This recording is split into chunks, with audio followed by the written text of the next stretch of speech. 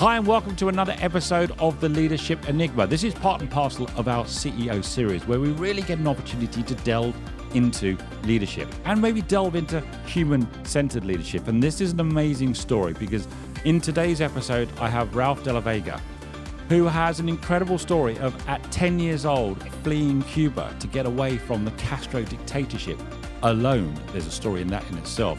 Only to go on, become the vice chairman of AT&T Incorporated, CEO of AT&T Business Solutions and International. He's shared the stage with Steve Jobs, but he has a passion for leadership and giving back. Trust me, you don't want to miss this episode. Come back to me just after the break.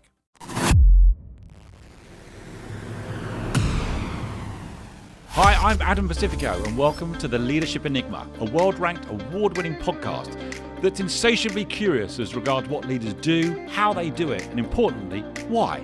We'll delve into the human doing, but even deeper into the human being and the power of human-centered leadership to drive sustainable change. So whether you're an entrepreneur, business owner, corporate executive, each week we speak to global experts, academics, rising stars, ambitious upstarts and disruptors, as together we will discover that success leaves clues.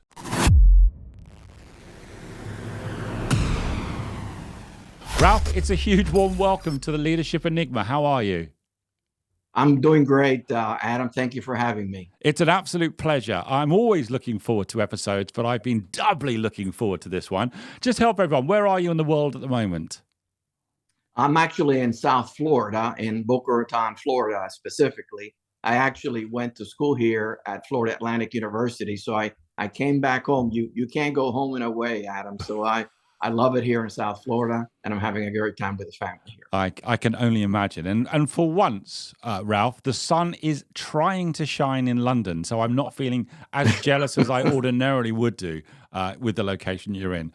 Ralph, you and I had an amazing conversation. You were a connection made by Lewis, which was fabulous, who was also a guest on the show. And I almost didn't know where to start because there's so much for us to talk about. But as you indicated, let's start at the beginning. And I mentioned very briefly that you, as a 10-year-old boy, fled Cuba. And I think we should start there because that really is the beginning of an incredible journey. Tell us a little bit about living in Cuba as a young boy initially, Ralph. So, yes, of course. Look, we had a great family life in Cuba. Yep. My father was in the food distribution business. We were a very close-knit family with religious faith and the belief that we could do anything we wanted to do. After the Cuban Revolution, when the Castro Regime came in, yes, the family lived in a constant state of fear. Anything you said could be used against you. You could be jailed. You could be incarcerated for any reason. And we were all very concerned about our personal freedoms. But even worse than that, when the Castro regime took over, they nationalized all food production and distribution. So overnight, my father's business was gone. His business was taken over by the government. Food was rationed, so everybody got the same thing, and food shortages were the normal. What bothered my mother and father is they were taking young kids like me in the schools and training them to turn in their parents if they did something against the revolution. Wow. So to my mom, that was like, she told me it was like they were stealing your soul, my soul. Anyway, so things got tougher and tougher until they made the difficult decision to leave Cuba for the United States of America, what to us at the time was a beacon of freedom, hope, and opportunity. And when you left Cuba in those days, you had to turn over all your material possessions to the government, your home, your car, your savings account. They would do a survey of your house, and every single item had to be turned over to the government, not to your family. Then they will allow you to leave. As difficult as that was, my parents decided to leave, and we left for the airport that early in July of '62. And it was myself, my dad, my mom, and my younger sister. Right. Except when we got to the airport, they had a militiaman that looked at our exit papers, and that militiaman said 5 words that changed my life and my family's life forever. And those 5 words were only the boy can go. The plane is about to take off. People are getting loaded. My family has to make a decision. Either they can send me alone by myself or the whole family stays behind. My dad made a few calls, just crazy calls to friends in the United States. We had no family in the US. Right. And he told me, Ralph, we're going to send you to the US. These people are going to pick you up. They're friends of the family. Do not worry. It's going to be like a sleepover for you. We will follow you shortly, but given that your papers are okay, we're going to send you ahead. So I said goodbye to my parents. Wow. I got on that airplane and I would not see them again for 4 years. 4 years. So I found myself in a new country with a new family. I didn't speak a word of English and I didn't have a penny in my pocket. That's how I got to the United States. And the message to your audience is that it has to be a great country and it has to be a great company that allows a 10-year-old boy to reach its shores without his family, without speaking a word of English, without a penny in his pocket, and gets to become the vice chairman of AT&T, a Fortune 10 size company. That is the story. And that is why I was so excited to talk to you about this, because those are two ends of quite an extraordinary scale. And please, let me just ask you some questions. When you were living under the Castro dictatorship as a young boy, how much were you aware of just how oppressive the regime was, and how much maybe protection was there from your parents? I could only imagine, as a parent myself, what they were going through. So did you find that you were in some ways protected? We were trying to be indoctrinated in the schools. Right. And what they would tell a young kid like me at 10 years old, we're Catholic, we believed in God. And they would ask you when you went to school, do you believe in God? And we'd say yes. Well, then they would say, well, ask God for an ice cream. And you would ask, and the ice cream would never come. Right. But if you ask Castro for an ice cream, they would bring you ice cream.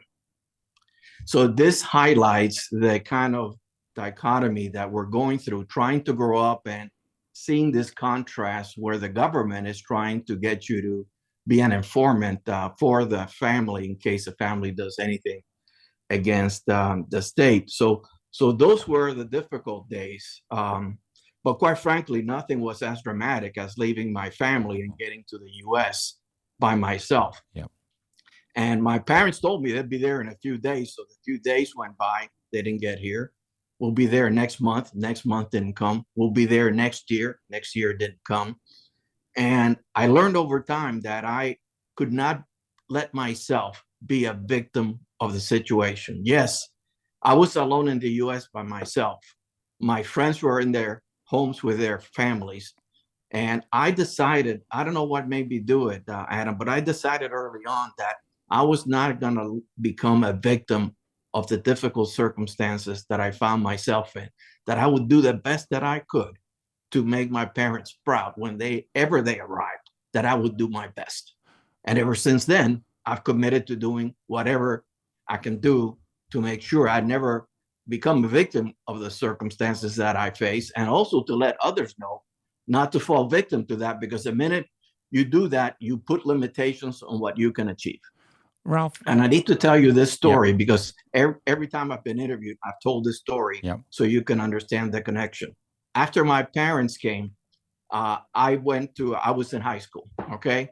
I went to talk to the high school counselor, and I told him I knew what I wanted to be when I grew up. I wanted to be an engineer because I was really good at math. My English wasn't so good, but boy, I could do math. So I went to the high school counselor and I told him I wanted to be an engineer. He looked at my grades and my family's financials, and he said, son, you don't want to be a burden to your family. You don't want to be an engineer. You should be a mechanic.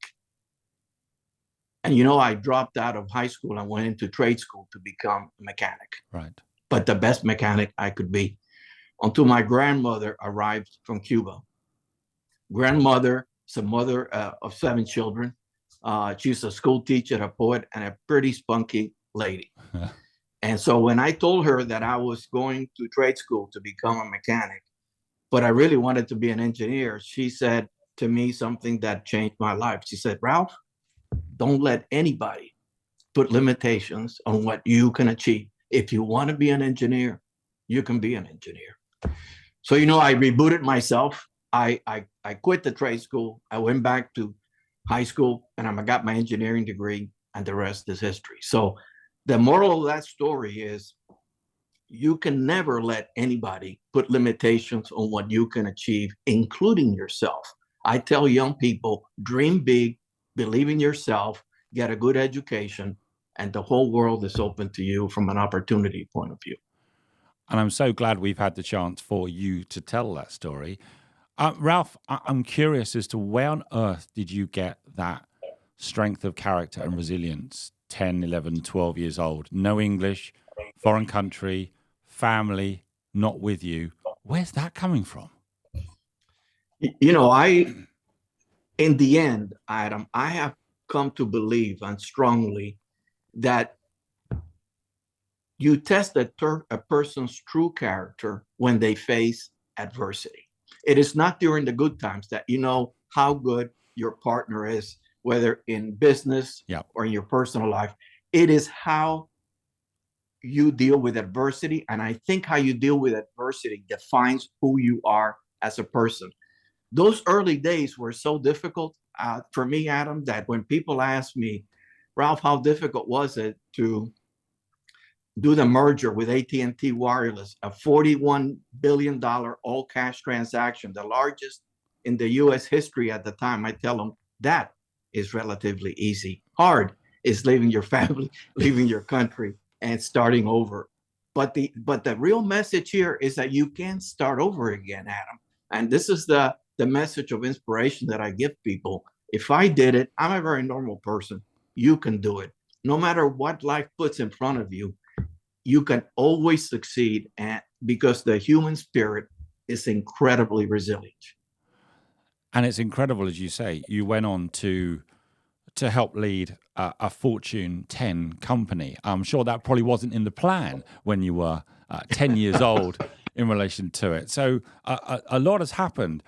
Do you think that the leader that you were in a Fortune 10 company was greatly molded by the experiences that you'd had as a 10, 11, and 12-year-old, and seeing, I can't even believe what it was like for your parents. How did your parents ever say to you just how difficult and how they managed to make what must have been the most difficult decision in their life when you were 10 years old? Look, Adam, I still, my mom has passed, but I still remember her coming during the Thanksgiving dinner. It's very traditional in the U.S. to cut up a turkey and have a great family dinner.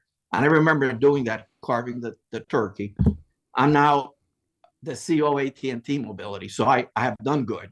And my mom says, when I'm carving the turkey, she sneaks up and says, did I do the right thing? I said, Mom, what are you talking about? I said, did I do the right thing in sending you? I said, Mom, I turned out to be okay. I mean, you had a great decision. I wouldn't want you to have changed that decision because it made me the person that I am today. So yes, it was very, very difficult on her, on me. But the good thing is that, look, no matter how difficult life is and people face adversities, the message is one of hope and inspiration that, yes, you can, despite all those difficulties, you can achieve your dreams. Ralph, with all of these rich experiences, and I appreciate we're just taking a few for the purposes of our conversation today, what is your view on a great leader at the moment? Because the times have changed again. The world is not stopping still at all. And we are living and leading in enormous uncertainty. And I've been working with clients even this week, Ralph, and I can sense it from the most senior to the most junior, this stress related to living and leading in enormous uncertainty. What does leadership mean to you as you look on, having been on this journey? I feel very strongly about this, and I've learned this over 4 decades of leading people in large numbers. Just to give you a sense, at AT&T, we typically have had over 200,000 employees. And so it's not a small operation. In order to be a good leader, you have to lead people the right way. Yeah. But here's the way that I think about leadership. I said, the best leader is one who can take a group of talented individuals and unique talented individuals, but who can take talented individuals and get them to do things that they thought were impossible to do. And I tell you, I have been lucky to have had 2 or 3 of those circumstances. Yep. And when you see that happen, you see the power of people doing things that they thought would be impossible. That to me is what I call level 5 leadership. It doesn't get anybody than inspiring people, and they have to be inspired, by the way. Right. You have to inspire them. You can't push them. You can't coerce them. You have to inspire them to help achieve something they think couldn't be achieved. And here's the other thing. I actually wrote a chapter in my book about this. You have to get them to make a sacrifice. Nothing comes easy when you're doing things you thought would be impossible. So they have to be willing to give of themselves to help the team achieve the greater good. And in this podcast, when I talk about accomplishments, I want to make one thing clear to you and your audience. Yes. I'm talking about the accomplishments of the teams that I was lucky to be a part of, not an individual accomplishment, because I think that business is a team sport. It's not an individual sport. And certainly in a Fortune 10 company, you can't get there alone. You have to have fellowship, that people believe in you, they trust you, and they're willing to sacrifice to help you achieve things that are very difficult. And you've got all of these thousands of people, Ralph, potentially looking at you, because when you're in that vice chairman role, when you're in that CEO role, you are one person. So you're an enormous role model. But I hear you in relation to you're only as good as the power of the people within that organization. Can I ask you a question? With all of the experience Sure. you had, and you talked about the 4 decades, is there someone that you point to as a good or a great leader, or someone who had a massive impact on you in your journey? Yes, there are actually 2. And to put this in context, I spent a lot of time in Atlanta, Georgia, because it was the headquarters of AT&T Mobility and Singular Wireless. And I was lucky enough to get exposure to 2 great leaders that I never met, but on whose leadership I based my leadership principles. Okay. And they may surprise you. The first one is Martin Luther King Jr. I was in his hometown, and I actually volunteered to serve as a trustee of Morehouse College, his alma mater, for 5 years. Right. So I read all his writings, and I still keep a copy of the letter from the Birmingham jail that he wrote, which is a masterpiece. But he gave me the sense of this issue that people, to help you achieve great things, they have to be willing to sacrifice.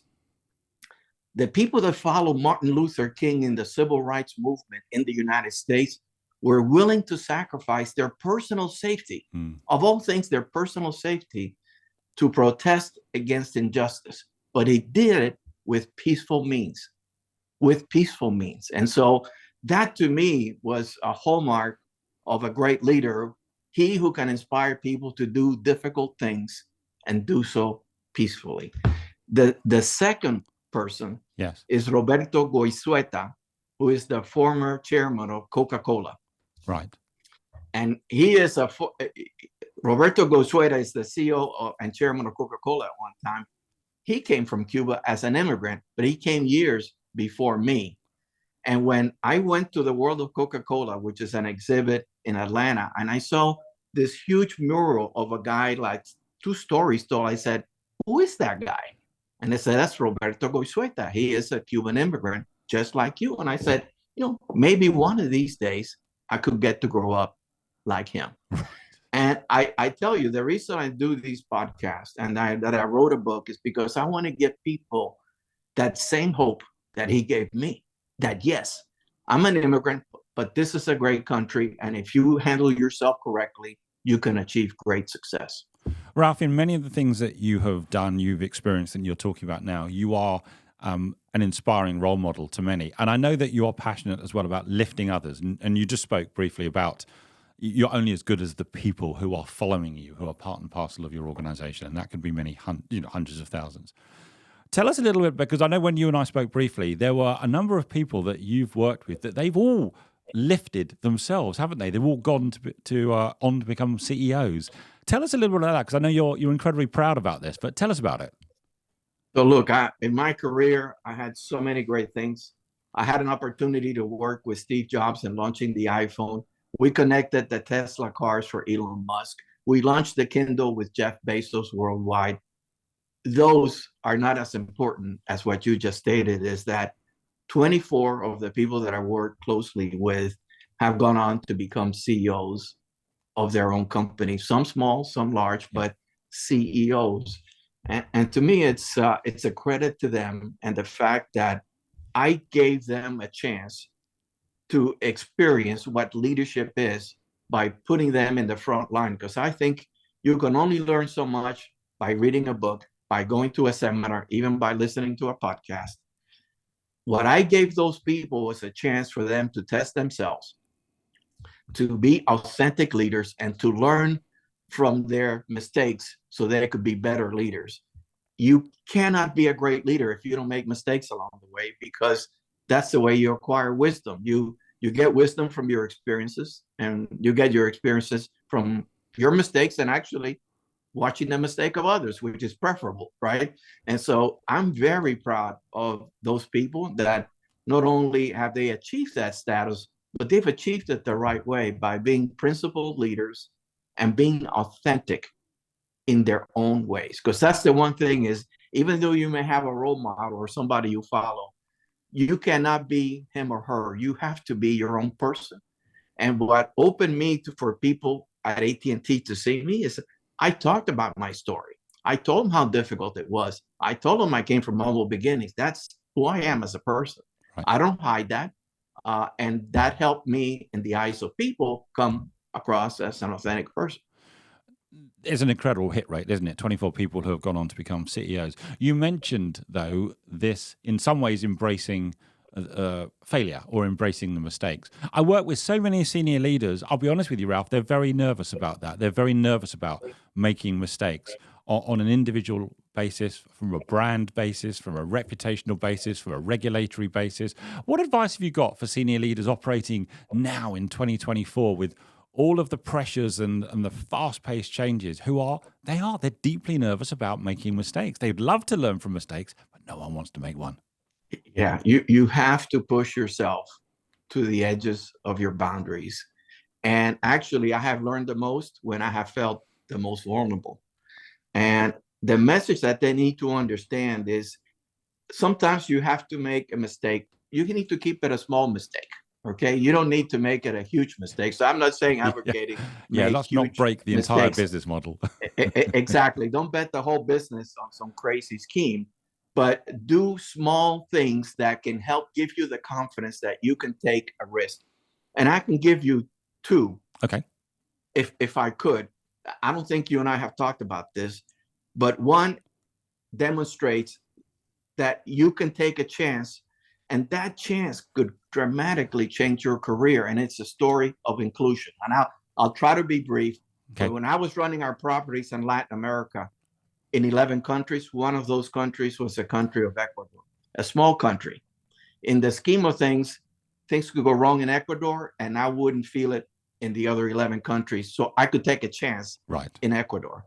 So I visit Ecuador, and I see the management and the CEO. They're good people, but they're not as good as I think they could be. We work with them and we realize they're missing the youth market in wireless. Okay, at a time when wireless was growing fast, they had a very senior team, very monolithic, very senior, and they thought they understood the youth market, but they didn't. Right. So we took the bold step of reorganizing Ecuador along segments, and one of those segments was the youth segment. Actually, they called it the cool segment, even though it's in Ecuador. Right.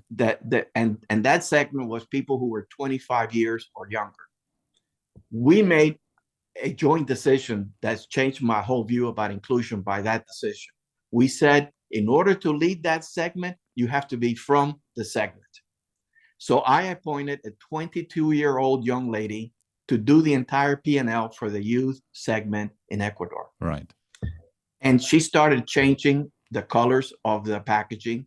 She changed the distribution from stores to malls.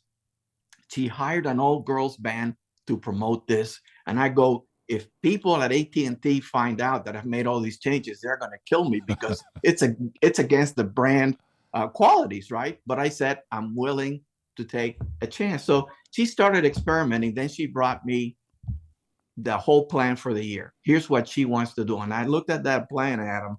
It was so unusual that I had to tell her in front of her group, yeah, I don't like it. It's too drastic. It's against the brand. And then the whole room went quiet.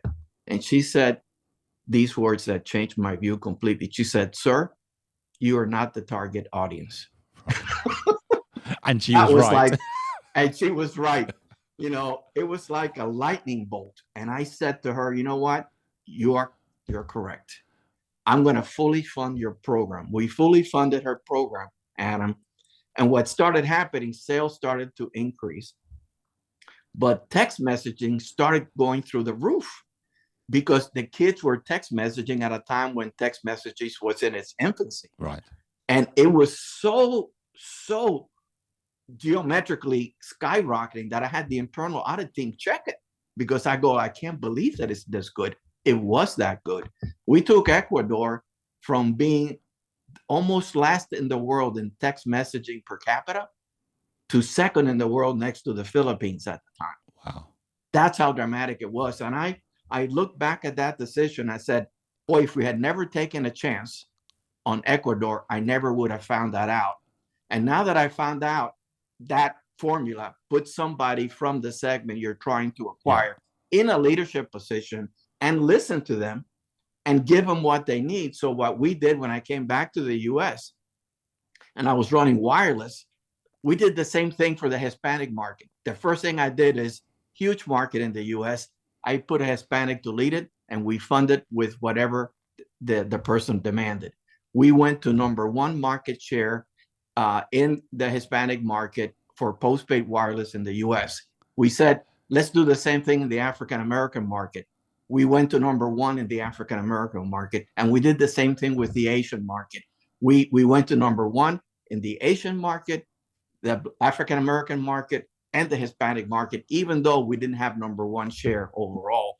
So that incident in Ecuador changed my whole management philosophy about how you have to have inclusion, different ways of thinking, whether it's young versus old or men versus women, that you have to have somebody from the segment help you lead it. So that's a long story, but I think it's worth it's a great story, Ralph. I'm intrigued. Do you know where that original Ecuadorian lady, I think she was 22, where is she now? Do you know? She keeps moving from company to company. I lost track of her. She's probably a CEO somewhere. But she may be, I didn't think about that. But she certainly had the guts to tell me, sir, you're not I've never forgotten that lesson.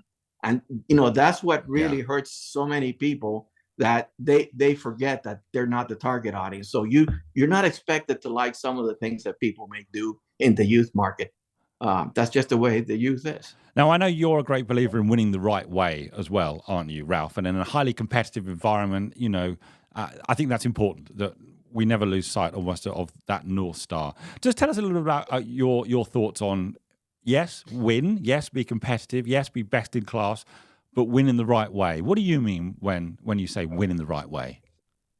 And this is something that is, I don't work with people unless they follow these very simple principles. And that is, you win by doing things that are legally, ethically, and morally correct. Okay. If you do things that are contrary to that, you're not going to be part of my team for long, because I will find it and I will make sure that either you correct yourself or you leave the organization. Yeah. I'll tell you another story that's how this belief came about. On the first month that I joined what is the predecessor to AT&T, joined that company as an engineer. Yes. Out of college.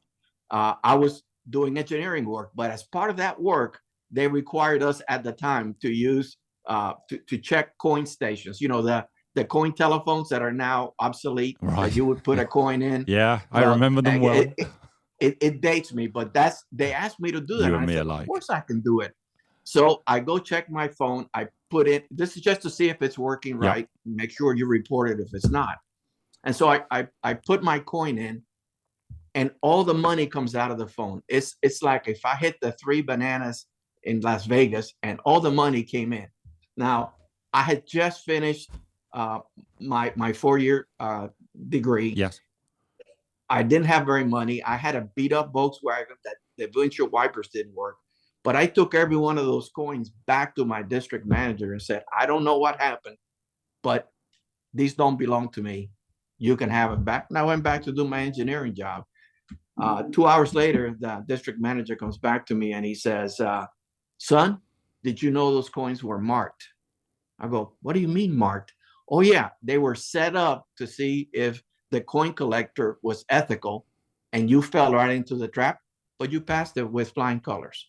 Right. If I had not returned those coins, they probably wouldn't, I wouldn't probably be sitting here talking to you right now. So it's a lesson in integrity. Do what is right, even though people are not looking at you. That to me is important.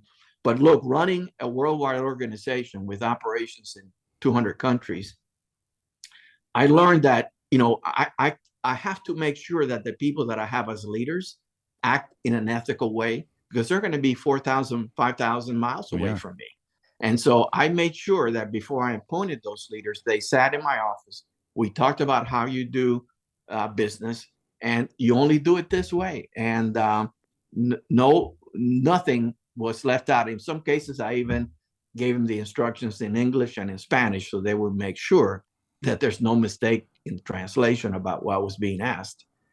And so, yes, I think that's, I can also tell you stories of how difficult it is when somebody else has done it the wrong way and you have to come along and fix it. And I had that in Latin America, where we were giving generals free wireless service. Right. Okay, that's against the Foreign Corrupt Practices Act. So I had to call the leadership in and say, you know, we have to stop.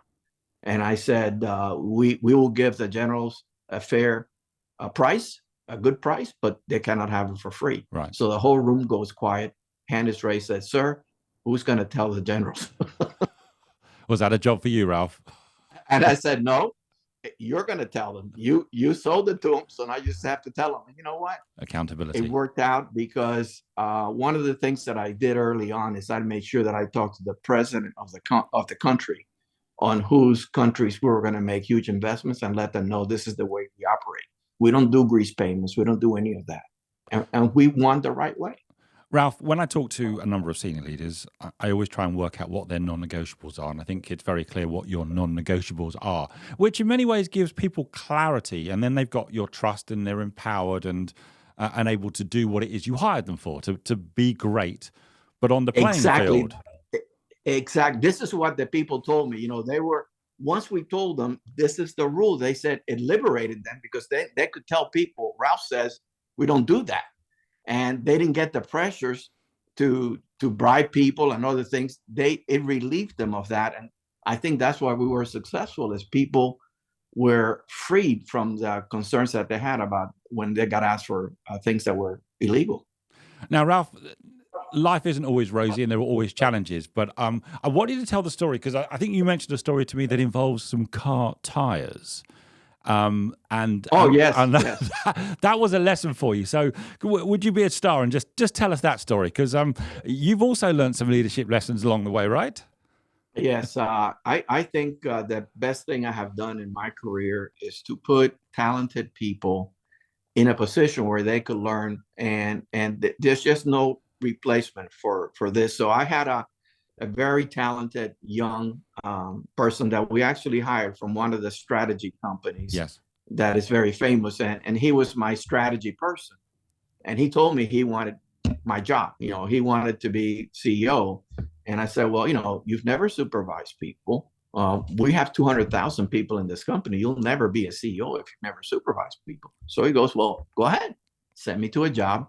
And so I gave him a job running a call center, which I always did with young executives. Yep. And the reason for that is there's a lot of data in call centers.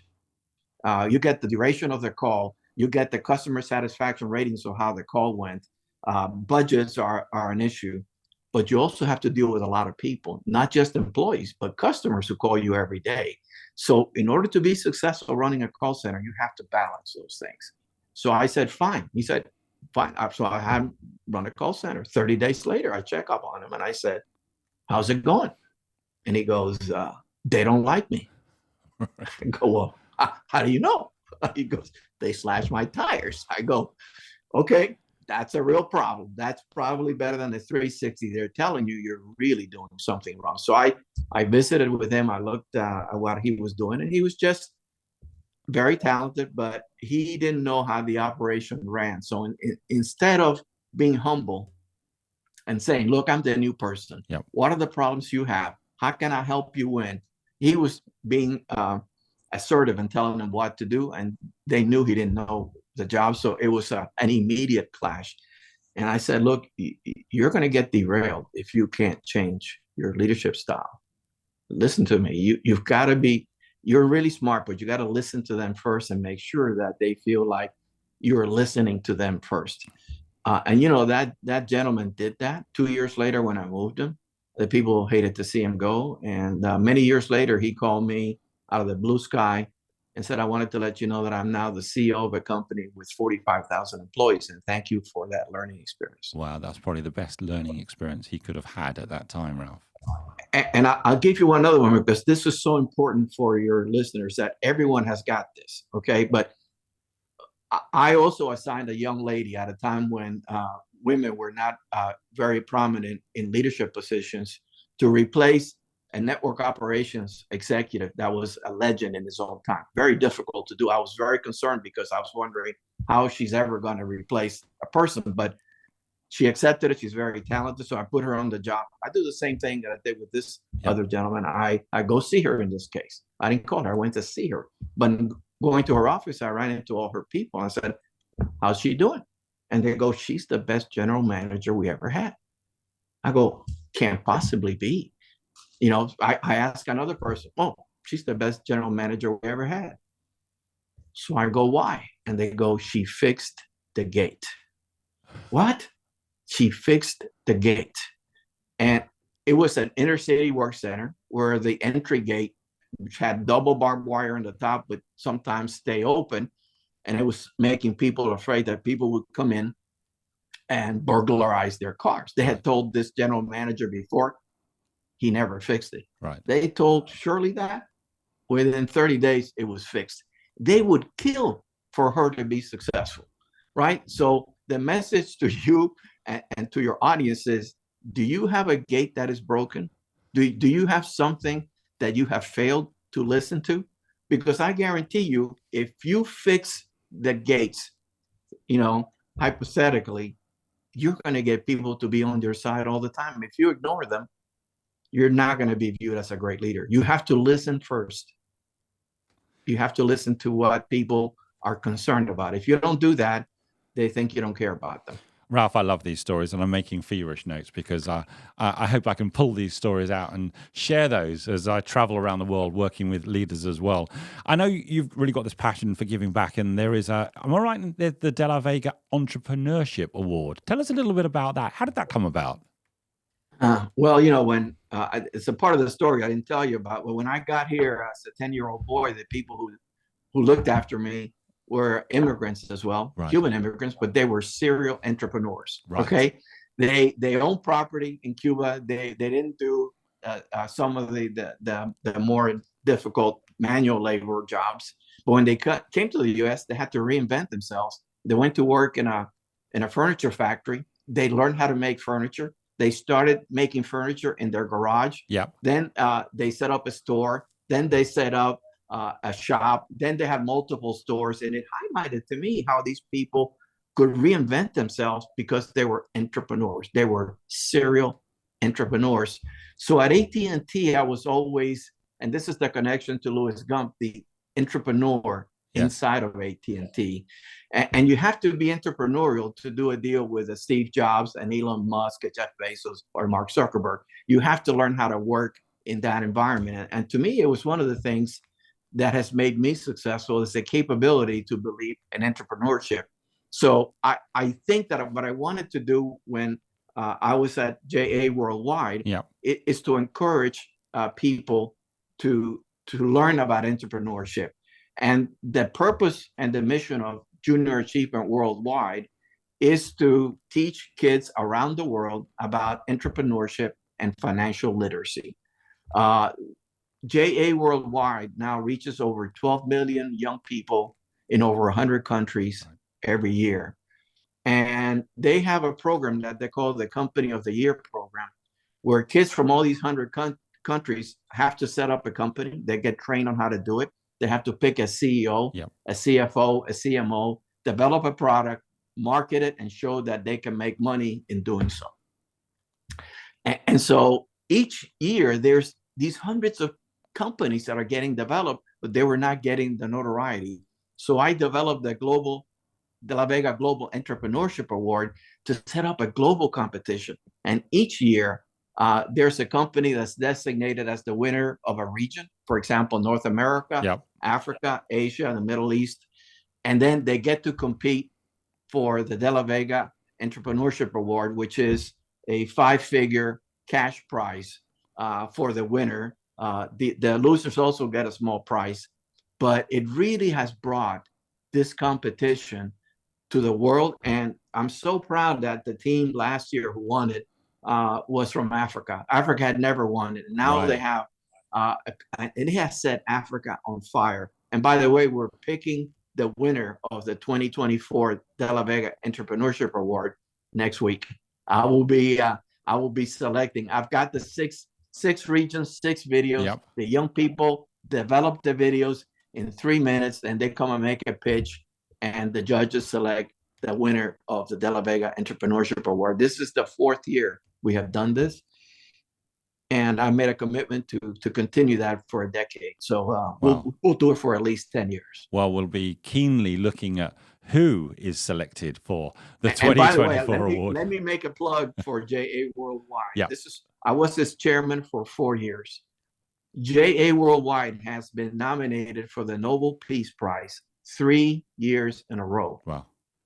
And that connection to peace is that the people who award the Nobel Peace Prize believe that one way to achieve peace is through prosperity. When people prosper, there is peace.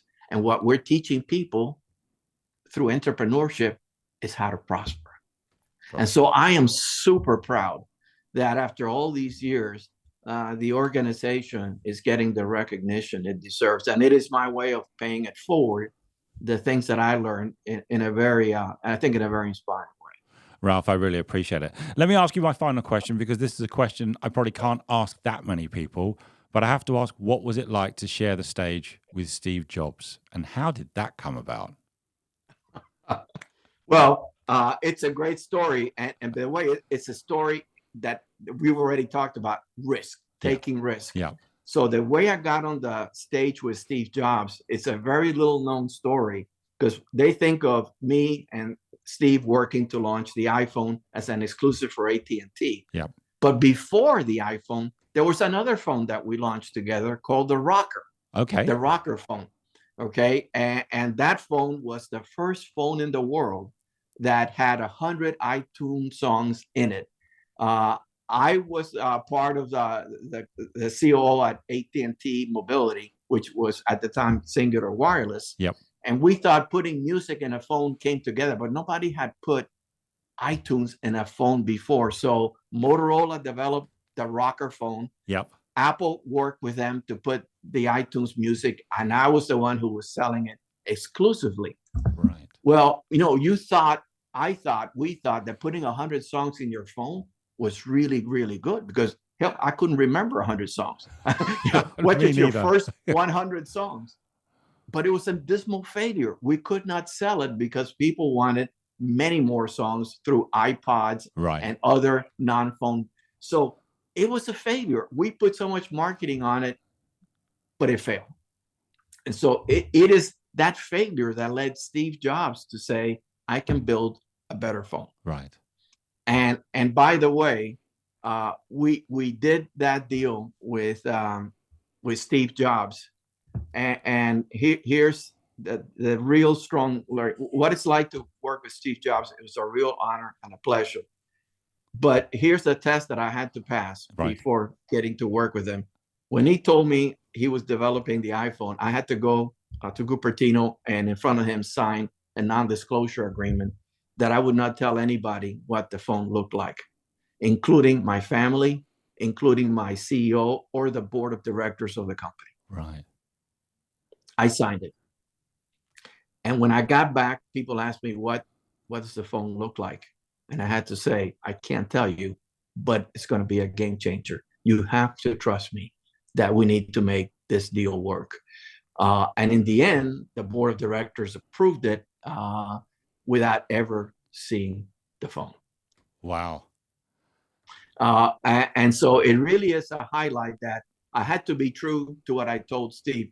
Had I told others, the word would have leaked and the deal would have been nowhere. But it was a great experience. He taught us the wisdom of being simplistic in the solutions. Make it simple, make it easy to use. And to me, it changed the whole way we develop products. We learned from that how to make them as simple as we could, make them elegant in a similar way, but nobody makes does that better than Apple. And I was very fortunate, again, that we had a great working relationship at all levels with the Apple team. And we did that with whoever we did a product with. We wanted to make sure that that relationship, when it hits its difficult points, and there always will be difficult situations, that people can get along together to solve it and move forward. Ralph, I love that story, and thank you very much for sharing it. So, with 4 decades worth of experience, what's next for Ralph? I continue on the same path. I continue to serve on boards. I continue to do charity work. Yes. And I continue to mentor people. I get people all the time asking me to please help them with whatever adversities they face. And I'd be more than glad to do so. It really makes me feel good when I can take what I have learned and share it with others. And that's what makes me feel good these days. Ralph, you mentioned your book. Just give us the title of the book, and we'll put the links to this in the show notes as well. So just tell everyone what the book is that you were referring to earlier. The book is called Obstacles Welcome. Yep. And I wrote it in an effort to actually help people, and I call it turn adversity into advantage in business and life. Because inside every adversity, inside every difficulty that one faces in business or in life, there is opportunity. Only if you are smart enough to recognize it and seize it. But most often people see adversity and they try to work away from it, or they see an obstacle and they try to get around it. My message to them is take on your obstacles, because the moment you can feel confident, you can take on small obstacles, then you begin to get yourself in a mentality where you can take on the bigger ones that eventually you're going to face in business or life. That's building that muscle, isn't it?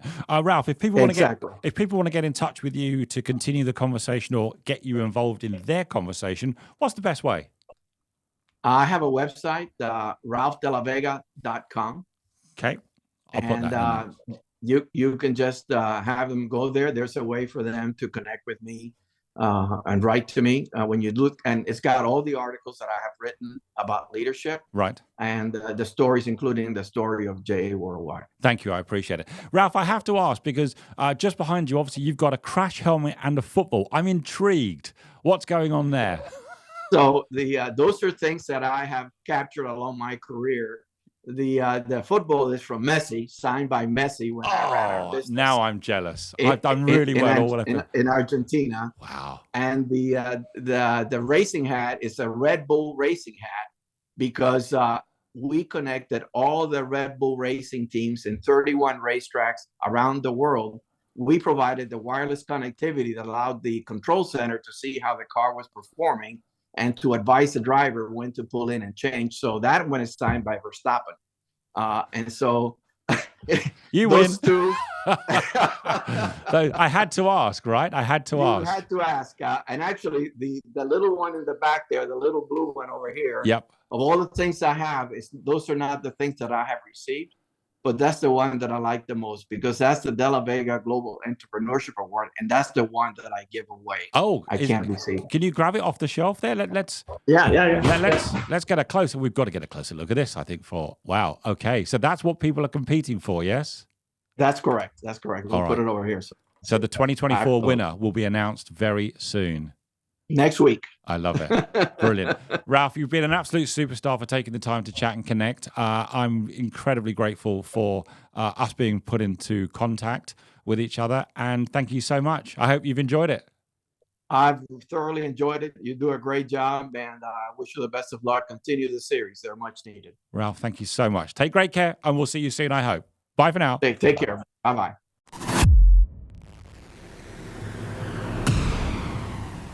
Join us again next week for more curiosity and insight with the Leadership Enigma. We'd love to hear your comments on today's show, as well as suggestions for future topics and guests. Get in touch with me on LinkedIn or visit us at www.leadersenigma.com.